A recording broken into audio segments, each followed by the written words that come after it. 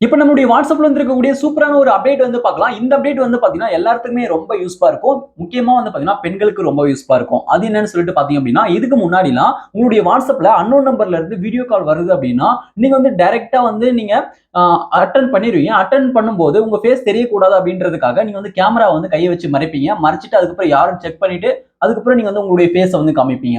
இப்ப நமக்கு அந்த அவசியமே தேவையில்ல.